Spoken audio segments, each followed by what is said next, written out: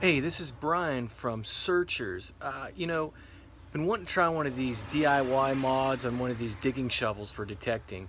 So, instead of going out and spending $100, $60, $50, I'm going to try to do it as cheap as possible to see, if how they really work and everything. So, there's a ton of these things online.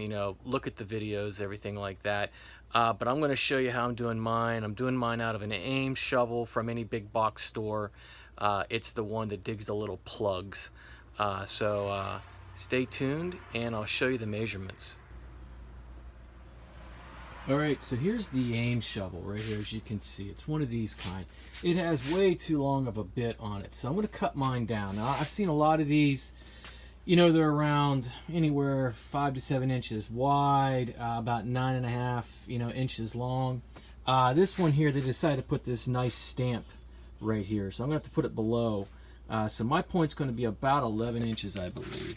Let's take a look here and see. Yeah, the point's going to be 11. I'm making the drop back 1 inch, so these points right here are going to be at 10. And then I'm doing every 3/4 of an inch for the serrations. The teeth are going to bite through those roots. I'm going to use one of those 4-inch handheld grinders, cut this thing off, put an edge on it, and we'll see what we got. Stay tuned. Alright, so here we are. I've made the cuts. Use a pretty decent sized blade. Don't use one of the thinner blades for your 4.5-inch handheld grinder because it makes making these slot cuts a whole lot easier. Now, remember, when you go to sharpen this thing, you want to sharpen it on this side here. Do not sharpen the back side. Sharpen only one side. It'll cut much better and it's a lot easier to keep sharp. So I'm going to start grinding on it. Then you'll see the end product, and then we'll do a test run, see how she works.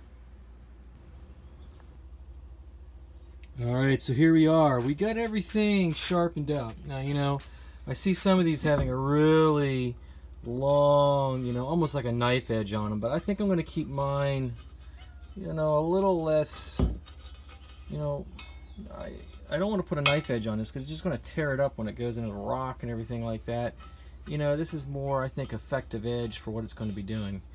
Cutting soil. We're not out there cutting paper or cutting meat or something like that. So we'll see how this thing digs, and check us out. We'll be doing some new spots.